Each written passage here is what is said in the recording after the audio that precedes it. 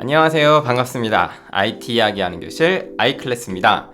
제가 굉장히 오랜만에 영상을 찍죠. 1학기 말이라서 너무 바빠서 도저히 영상을 찍을 짬이 안 나서 영상을 못 찍다가 이제 조금 여유가 생겨서 다시 영상을 찍게 되었습니다. 오늘 영상 주제는요, 최근 핫한 주제죠. 최근 태블릿을 활용한 디지털 혹은 스마트 수업이 굉장히 핫하게 올라왔습니다. 제가 그전에도 계속 소개해드리곤 있지만 점점 더 변화가 많이 활성화되고 있다는 것을 느껴요. 언젠가는 올 변화였지만 코로나로 인해서 조금 더 빨리 우리에게 찾아온 감이 있죠.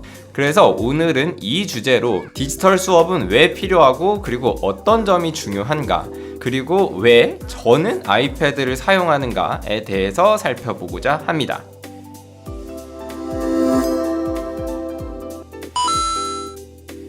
자, 첫 번째, 디지털 수업은 과연 왜 우리에게 필요할까요? 디지털 수업이 필요한 이유는 사람마다 분명 생각이 다를 수 있어요. 저도 무슨 이거에 대한 전문가는 아니니까 제 개인적인 생각이라는 걸 조금 참고해 주시길 바라고요. 딱 하나의 키워드로 필요성을 얘기해 보자면 전 개인적으로 바로 학생 성장의 촉진 때문이라고 생각을 해요. 물론 모든 학습이 다 학생 성장의 촉진을 위해서 하는 것이겠지만 저는 디지털 학습이 이 부분에 정말 강한 드라이브를 걸어줄 수 있다고 생각을 하거든요. 저는 디지털 수업이 학습을 촉진하기 위해서 대신 반드시 몇 가지 조건을 충족해야 된다고 생각을 하는데요. 그 조건이 바로 세 가지입니다. 자, 첫 번째는 바로 연결성이라고 생각을 해요.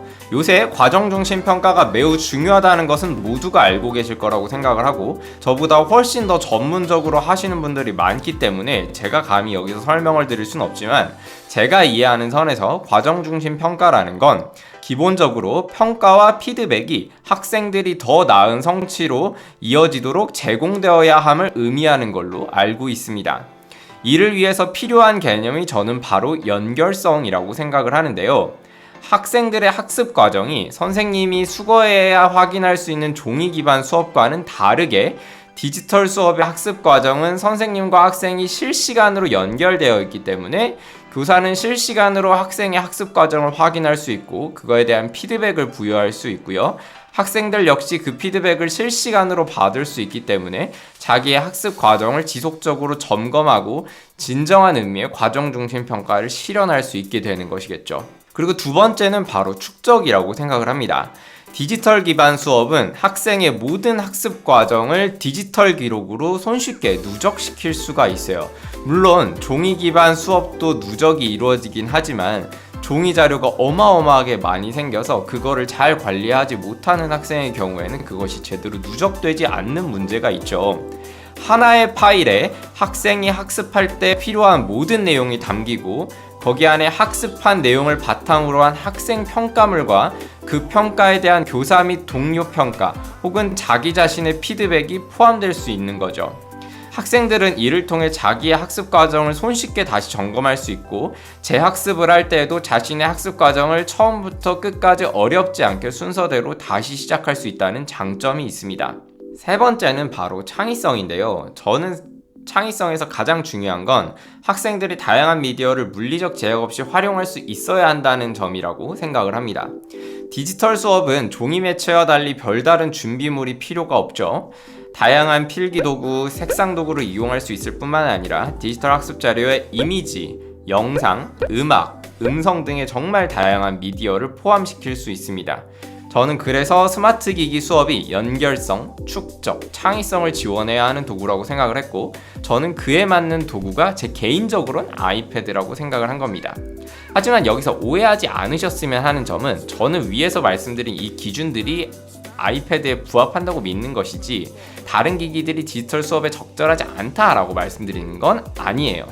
사람들마다 중요하다고 생각하는 기준은 다를 수 있고 그리고 다른 사람의 기준에는 안드로이드 태블릿이나 크롬북이 더 적합할 수 있습니다.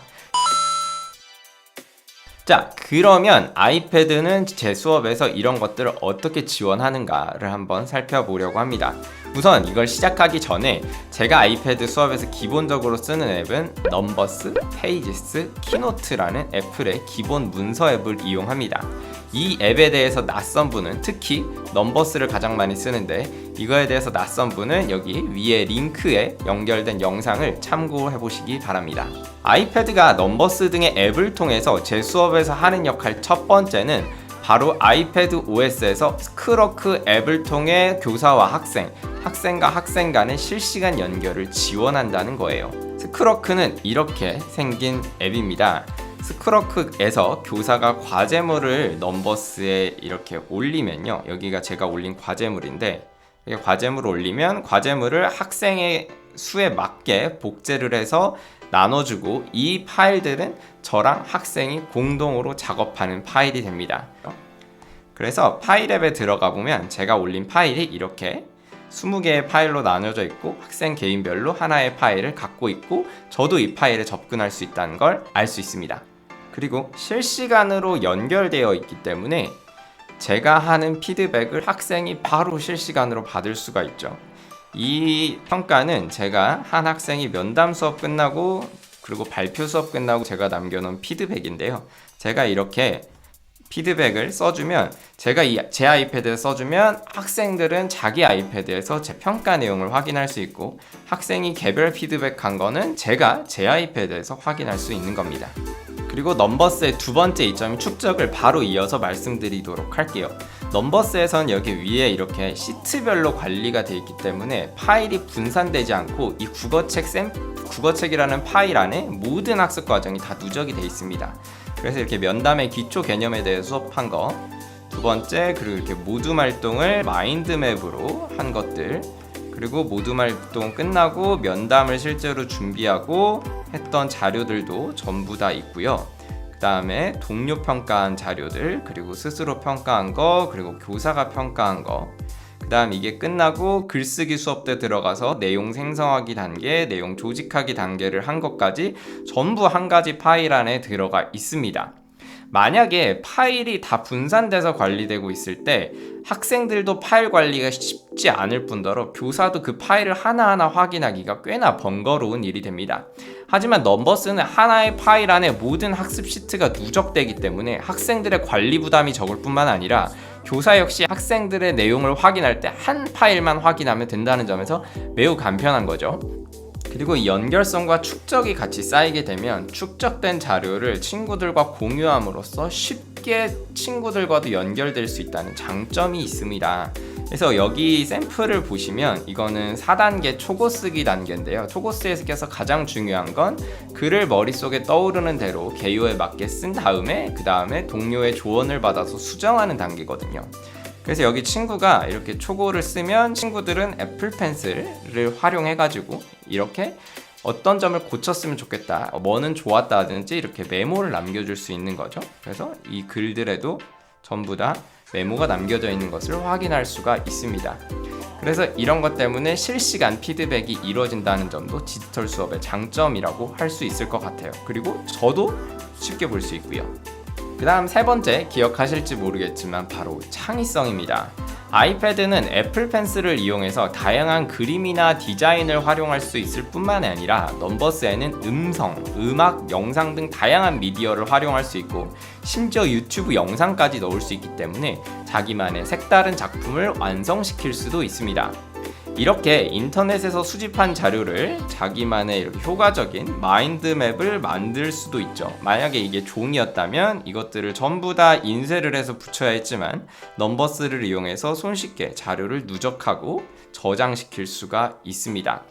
그리고 그뿐 아니라 페이지스라는 앱을 통해서 저는 감상문 쓰기 수업을 했는데, 감상문이라는 게 원래 그냥 좀 딱딱하게 자기의 글만 쓰는 그런 활동들이잖아요. 하지만 저는 그냥 감상문이 아니라 이거를 친구들에게 조금 의미 있게 소개할 수 있는 내용의 책 소개하는 팜플렛을 만들어 보게 했는데, 감상문 형식을 그대로 취하고 있지만 디자인 요소가 가미되면서 이게 그냥 재미없는 글이 아니라 읽어보고 싶게 만드는 글을 만들 수가 있는 거죠. 제가 디자인을 도와준 게 아니라 이 학생이 그냥 스스로 색감을 넣고 글씨 크기도 바꾸고 폰트도 바꿔서 만든 결과물입니다. 심지어 이제 좀 더 자주적이고 주도적인 학생들은 훨씬 더 창의적으로 활용을 하는데요. 예를 들어서 이번 저희 학교 기말고사를 준비할 때 한 학생이 넘버스를 이용해서 실제 자기가 시험 공부한 학습 자료를 만들었더라고요. 이렇게 눈의 안구의 형태를 애플 펜슬을 이용해서 그리고 여기 있는 검은색 박스로 개념들을 가려놓고 이 개념들을 암기하는 식으로 활용한 거죠. 엄청 창의적이지 않나요? 이 자료를 만든 학생들의 인터뷰는 여기 위에 링크를 통해서 확인하실 수 있으니까요. 어떤 학생들이 도대체 이런 걸 만들지 궁금하신 분은 영상을 한번 확인해 보시기 바랍니다. 자, 이거는 좀 부차적인 이점이라고 생각할 수도 있습니다만 저는 개인적으로 호환성을 들고 싶습니다. 아마 호환성 말씀드리면 아마 엥? 하시는 분들도 계실 거예요. 호환성 하면 아이패드는 호환성이 좀 떨어지지 않아요? 라고 많이들 말씀하시기 때문이에요. 다만 제가 말씀드리는 건 바로 앱의 호환성입니다. 안드로이드 태블릿에서 주로 활용하는 앱들은 구글 기반의 앱이나 아니면 MS의 파워포인트, 워드 등의 앱이겠죠. 근데 이런 앱들은 아이패드에서도 모두 호환된다는 겁니다. 거기다가 추가로 아까 제가 보여드린 넘버스나 페이지스 그리고 스크러크나 교실 앱 등을 추가로 활용할 수 있는 거죠. 그래서 만약 기기 도입을 검토하는 학교에서 구글 기반의 앱을 쓰고 싶으신 선생님들도 계실 테고 애플 기반의 앱을 쓰고 싶은 선생님들도 계실 텐데 이런 선생님들이 다 계실 때 답은 아이패드가 될 수밖에 없습니다. 아이패드는 구글이든 MS든 애플 기반의 앱이든 모두 활용 가능한 유일한 기기니까요. 자, 그러면 아이패드는 좋은 점만 있느냐? 그렇지는 않습니다. 모든 선택에는 장단점이 있기 때문이죠.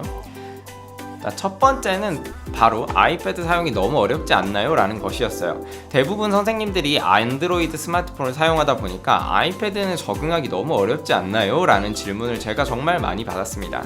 일면 이해되는 점이 있어요. 실제로 아이폰을 쓰시는 선생님들보다 안드로이드 스마트폰을 쓰시는 선생님이 적응이 조금 더 어려우실 수 있습니다. 저는 이거에 대해서 반박을 하는 건 아니고요. 하지만 제가 여기서 조금 말씀드리고 싶은 건 다른 태블릿이라 크롬북이라고 해서 쓰기 쉬운가? 하면 그건 아니라는 거예요. 이거를 수업 때 적극적으로 활용하는 것과 스마트폰으로 그냥 전화하고 인터넷 하는 거는 완전히 다른 활동이기 때문이에요. 어떤 기기를 선택을 하시든 이거를 수업 시간에 활용하기 위해선 기기 활용에 대해서 배우셔야 합니다. 저도 아직까지도 배우고 있고 아무리 잘하시는 선생님들도 배울 필요가 있어요. 실제로 안드로이드 태블릿이나 크롬북으로 정말 멋진 수업 하시는 선생님들 진짜 많으시거든요. 근데 그런 선생님들도 원래부터 막 안드로이드 태블릿을 잘 써서가 아니라 그걸 배우기 위해 정말 많은 준비와 노력 덕에 가능했을 거라고 생각을 합니다. 그래서 그거는 아이패드나 안드로이드 태블릿이나 크롬북이나 그냥 윈도우 노트북이나 전부 다 마찬가지일 거라고 생각을 합니다. 자, 두 번째로 많이 들은 지적은 윈도우랑 호환이 너무 떨어지지 않나요? 특히 파일 주고받기가 너무 힘들지 않나요? 라는 것이었습니다. 특히 넘버스로 수업을 많이 하니까 넘버스는 윈도우에서 안 열리잖아요 라는 말씀을 많이 하시는데요. 맞는 말입니다. 실제로 호환성이 안드로이드 태블릿에 비해 조금 떨어지는 경우가 있어요. 예를 들어서 유선으로 파일을 옮길 때도 안드로이드 태블릿은 손쉽게 옮길 수 있는 반면에 아이패드는 유선으로 파일을 옮길 때 아이튠즈라는 프로그램을 거쳐야 해서 조금 더 번거롭기는 합니다. 하지만 요즘 파일 공유를 유선으로 하는 경우는 거의 없죠. 요새는 파일 공유를 대부분 구글 드라이브나 아니면 원드라이브 등의 클라우드 시스템을 많이 이용을 합니다. 만약 저처럼 이렇게 아이패드에 구글 드라이브를 설치해 놓고 그리고 윈도우에도 똑같은 구글 드라이브에 로그인을 해 두신다면 제가 여기에 업로드한 파일은 실제로 윈도우에서도 바로바로 보실 수가 있어요. 원드라이브도 마찬가지입니다. 그리고 이제 넘버스로 수업할 때 넘버스 파일을 윈도우나 타 플랫폼에서 열지 못한다는 점도 꽤나 많은 분들이 우려하시는데 사실 iCloud.com을 통해서 윈도우에서 여는 것이 가능하긴 하지만 사실 좀 번거롭기는 하죠. 근데 이게 만약에 불편해서 안드로이드 태블릿을 통해서 워드나 파워포인트 작업을 하신다 하면 사실 아이패드랑 똑같은 상황이 돼버립니다. 아이패드에서 워드나 파워포인트로 작업을 해도 바로 윈도우랑 호환이 가능하거든요. 그래서 이거는 뭔가 아이패드 자체의 단점보다는 그냥 넘버스라는 파일 자체가 윈도우랑 호환되지 않는 거에 대한 문제입니다. 그나마 넘버스라는 파일이 열리는 유일한 기기라고 생각을 한다면 이걸 아이패드의 단점으로 보기는 조금 어렵지 않나 라고 생각을 합니다. 그래서 정호환성이 걱정되신다면 넘버스 말고 다른 프로그램을 활용하시면 되겠죠. 다음 마지막으로 우리에게 가장 중요한 돈이죠. 그래서 수리비인데요. 아이패드는 특히 학생들에게 이런 비싼 기기를 주면 어른들은 당연히 걱정할 수밖에 없어. 저거 떨어뜨리면 어떡하지? 저거 떨어뜨리면 큰일 나는데. 특히 조금 까부는 학생들은 주기가 막 손이 덜덜 떨릴 정도로 두렵기도 하지만 뭐 이게 틀린 말은 아닙니다. 실제로 아이패드는 리퍼라는 개념으로 통째로 아이패드를 갈아서 주기 때문에 수리비가 조금 비싸게 책정됩니다. 실제로 그렇고요. 하지만 한 가지 희망적인 소식이라면 제가 다른 지역은 확실하지 않지만 서울 지역 기준으로 디벗 사업으로 배부되는 아이패드의 경우는 수리비가 10만원 이하로 책정되어 있습니다. 정확하진 않은데 한 4만원에서 5만원 그 사이로 알고 있어요. 그리고 학생들 아이패드의 경우 두꺼운 케이스를 끼워놓기 때문에 사실 수리할 일이 거의 없거든요.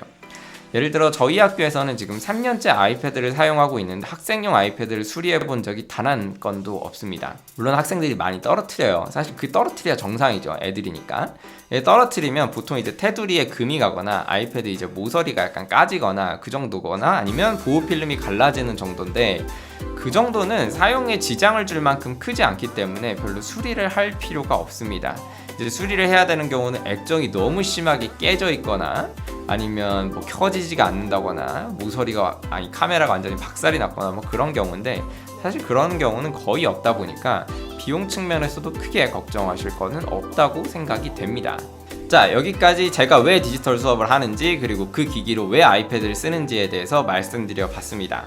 추가로 이 내용에 대해서 궁금한 점이 있다면 댓글 달아주시고요. 구독하시면 앞으로 이와 관련된 더 많은 정보를 얻으실 수가 있습니다. 자, 지금까지 아이클래스였습니다. 감사합니다.